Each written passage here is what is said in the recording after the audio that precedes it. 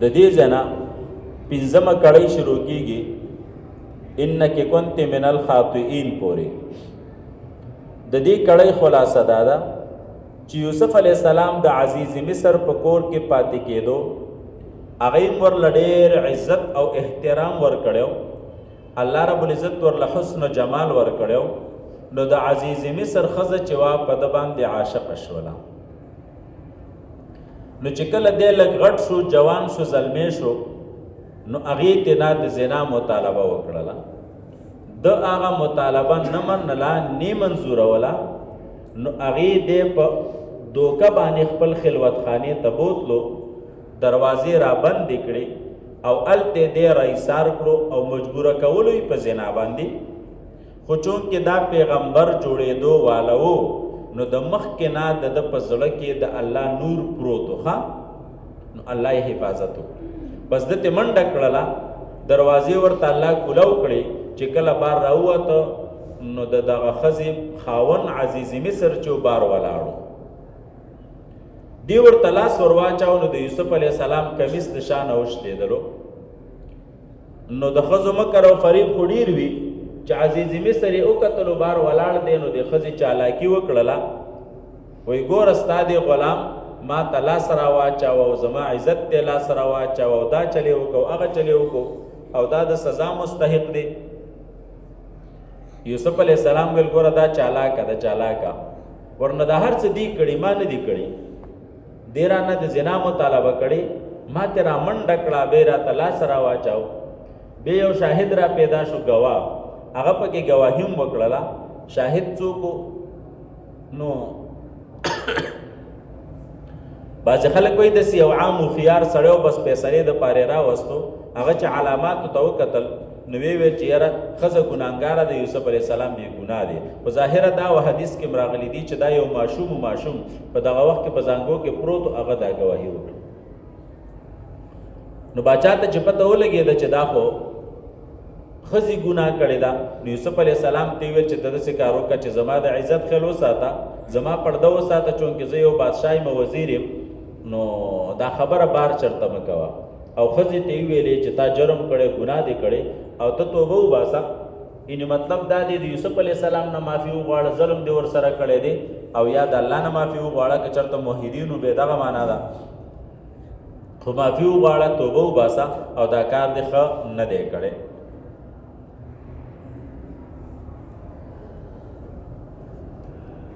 ولما بلغ اشده، هر کله چې یوسف علیه السلام ورسېدو هغه پختګۍ د عقل ته. مجاهد ابن عباس رضی الله عنه دی وایي 23 سال ته ورسېدو، 30 کاله ته. او تفسیر کبیر والا دې قول ته ترجیم ورکړې ده چې د 30 کاله دا مناسب دی. چا 13 کاله یاد کړي، ضحاک 20 کاله یاد کړي، چا 18 وغیره. آتیناه ورکړو موږ ته حکما قوت ورکړو باطنی د فیصلې قوت، و علما او علم ورته ورکړو ظاهري یا نبوت. وکذالک همدارنګې نجزي المحسنین موږ بدله ورکو نیکانو ته. وراودته التي مطالبه کړې وه د ده نه هغه ښځې هو فی بیتها چې دی د هغې په کور کې، عن نفسه د نفس د ده. لکه داسې عجیبه الفاظ یې راوړه چې د یوسف علیه السلام صفایي هم پکې ده او مجبوری. وراودته التي مطالبه کړې وه د یوسف علیه السلام نه هغه ښځې هو فی بیتها چې دی د هغې په کور کې اوسېدلو. نو څوک چې د چا په کور کې اوسېږي همیشه دپاره، بیا د داسې کارونو نه بچ کېدل مشکل کاري. خو چې کله درته د هغې نیت خرابي، چې نیت خراب نه وي بیا خو هېڅ هم نه وي. خو چې ته د چا په کور کې اوسېږي او د هغه نیت درته خرابي، نو یو ورځ به ځان بچ کې، بله ورځ به بچ کې، بله ورځ به بچ کې، اخر به دې څه کوي؟ ګرفتارۍ که نه. نو بیا هم یوسف علیه السلام د دې نه بچ شوی دی. نو دا د یوسف علیه السلام کمال دی چې په کور کې اوسېدلو او د هغې نیت ورته خراب و او د زنا نه ده کړې. پوهېږي پې باندې. وغلقت الابواب، بندې کړلې دروازو لره. وقالت ویل هی تلک تعال، معنا راشه دی خوا. زر راشا قال دوت المعاذ الله پناه نسم پا اللہ پر انہو ربی احسن مسوایا انہو بیشک اللہ رب العزت چی دے ربی رب زما دے احسن مسوایا دیر خیست کڑے دے زید اوسیدو زما مانا مانی پوشی انہو اللہ زما رب دے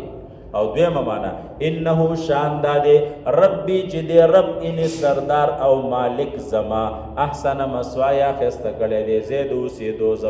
زما مالک ما لدیر خکولی زیرا کڑے دے دیر عزت را لرا کڑے دے ولی زد آغا خزیتا پا بد نظر باندیو گورما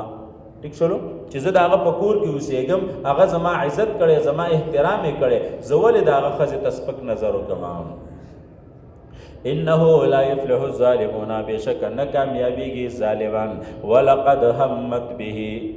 بیشک قص کڑیو دے خزی بیہی پد دے یوسف علیہ السلام باندے درانی ولو وهم بها او قصد بکڑیوے یوسف علیہ السلام لولا ارعا برحان ربه کچرتنی وی لیدلے برحان او دلیل در رب ددو طالبانو پدی جلک زان کو یکی خام دی خسی قصد اکڑو یوسف علیہ السلام بم قصد کڑے وے خو کچرت برحان دربی نوی لیدلے دا معناش دا چی ششوا اس برحان درب چی شیدے نو دلتا دمر اسرائیلیات دی کنا چه زڑا بدل شید کی خواہ سوک وائی دا یعقوب علیہ السلام تصویر و تخکارا شو پا دیوال بانی او پا گتو بانی چکون لگولیو دا سے دا قارنے پا دے گتو چک لگولیو دا یعقوب علیہ السلام نو دے دا غن ویری دو سوک وی د یوسف علیہ السلام آغا شہوت چکم دے نو استا پا گتو باندی اوتو شہوت ختم شو سوک وی پا دیوالی لکلی اولی دل لا تقرب الزنا زنا تمنیز دیکھے گا ٹھیک شلو نو دا اسرائیلیات دی خالقا دا سی شای دی اسرائیلیات دی دا بالکل فضل خبری دی او پدی کی دی یوسف علیہ السلام اس قسم کمال نشتا ولی چی شہوت ختم شو نو مطلب دا دی چی شہوت نوی ختم شو گنی زنائی کولا چی یعقوب علیہ السلام نوی لیدلے گنی زنائی کولا دا آیت نوی لیدلے گنی زنائی دا دی خدا مطلب شو دا خود سے کمال نشو دا خود سے کمال نشو کنا دا دی خود مطلب دا شو چی گنی یوسف علیہ السلام نعوذ باللہ زنا تا ارادہ کردی دا حالانکہ دلتا اللہ رب العزت یوسف علیہ السلام براعت ذکر کئی سی ذکر کئی صفائی براعت ذکر کئی او براعت پدی کی دے چی یوسف علیہ السلام اڑو دا زنا ارادہ ندا کری تاسوی بیخی آسان حل کوئی نو دسی ہوائی لولا ارعا برحان ربه لهم بها کچرت یوسف علیہ السلام در رب برحان نوی لیدلے نو بیغم انسانو قصبے کڑے وے او دا برحان نمورات سے دلکا نور نبوت دے چکم دا پزلک پروتو واللہ تم رخ کلی او آسان مانا دا چی چرت بمتازو دا بے اشکال را نشی خواہ ہوئی گئی پی بانی کچرتا دا یوسف علیہ السلام پا دے زڑکی نور نبوت نوے او عام انسان وے چوے لگا عام انسان وے نو دبم بے قصد کڑے وے خو مطلب دا شو چی قصد تی ندے کڑے او دا نور نبوت دا پزلک دا پخوانا کرو تو دا نچی پا دا وقت کے پکے ورواجہ ولے شو ہوئی شوئی بھی بانی نو یوسف علیہ السلام بالکل ارادہ دا زنا ندا کڑی ٹھیک شولا ولی ندا کڑی زکا چی پزڑکی نور د نبوت پروتو کنے یار پزڑکی امانت پروتو دق چشے دے لکا برحان در رب دے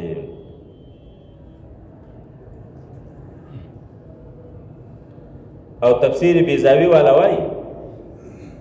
چی یوسف علیہ السلام زکا قابل د مدح وگرزیدو چی زانی کنٹرول کو خپل شہوت کنٹرول کو او د زنا اراده و نکړه که د زنا اراده کړي وي او به زنا نه وي کړي نو به خدا قابل د مدح نه وکړي به قابل د ان جوانمو د زنا طاقت مو خو پزله کې سپروتو نبوت پروتو نو د دقه نبوت د وجنا ځان یې کنټرول کو نو د قابل د مدح وګرځیدو او رسول ورپسې الله رب عزت په خپل فرمای کذالک لنصرف عنه السوء والفحشاء چې دقه شانه منګه د خپل اولیاء نه لکه د یوسف علی السلام نه چې منګه سوء او فحشاء دواړه واړولو پوښی به باندې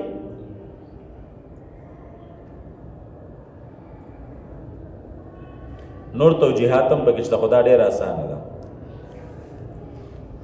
ولقد همت به بشک دې قصد کړو پرانی ولود یوسف علی السلام باندې وهم بها او دب قص کړي و نو د هم چې دې معلق دې فلولا الرا برهان ربه پوری رؤیت برهان پوری معلق دې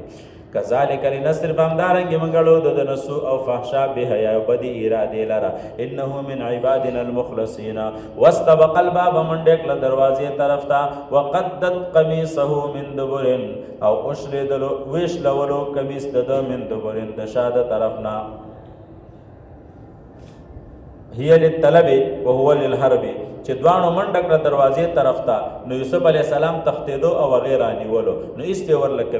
کمیس کوشلولو والف یا سیدها لدل باب مندک له خپل مالک لره مخکې د دروازې نه قالت دی ورته ویلی ما جزاء صد بدل من دهغه چا اراد به اهلک سوء چې را دې کړی وي په کور والا استابانی سوء اند بدای چستا کوروالا ته چاسپک قتلی د زنا اراده کړي دا غي بدل صدا الا ایس جنا مگر داد چې د جیل توا چولې شي او عذاب نلیم یا ول دردناک سزا ورکړلې شي دا سزا ول په خپل د دی وجه ذکر کړلا چې چرته هغه د قتل فیصله ونه کی الته خو پیدا عاشق مکنه چې الته بادشاہ ورلا د په باره کې د قتل فیصله ونه کی نو ځکه وی چې یا د جیل توا چولې شي یا د ول څه سزا ورکړلې شي قال یوسف علیہ السلام ویل هی راودتنی دی مطالبه کړی د زمانہ عن نفسی د نفس زمانہ وشهد شاهد نو گواہی وکړه یو گواه من اهل هذا اهل د دینا ظاهر ادا د ما درته ویل حدیث کې راغلی دی چې معشوم او د دې رشتہ دارو سو کونو هغه سویلین کانا قمیصه کچرتوی کمیس ددا قد من قبول چې داشلی درې وې د مخ کې طرف نه فصدقت نو به دا خزرشتونی دا او هو من الکاذبین او د دروغجنو نه دی وین کانا قمیصه کچرتوی کمیس د قد من دور چې د شا طرف نشلی درې وې فکذبت نو خز دروغ ویل دی او هو من الصادقین او د رښتونو نه دی فلما را قمیصه هر کله چې وې قتل کمیس د قد من دور د شا طرف نشلی درې قال ویل انه من کید کنا بشکدا چې ده من کید کنا استاد تدبیرونو نه دیتا ناکار تدبیر جوړ کړی دی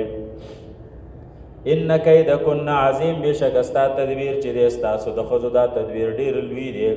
یوسف اعرض عن هذا ای یوسف اعراض وکد دین مان لا تظهر لاحد اچا تهل موایا واستغفری لذنبک او خزی ته ویل چې ته د خپل ګناه توبه وباسا استغفار وایا انک کنت من الخاطئین بشکم ته د خطا کارانو نه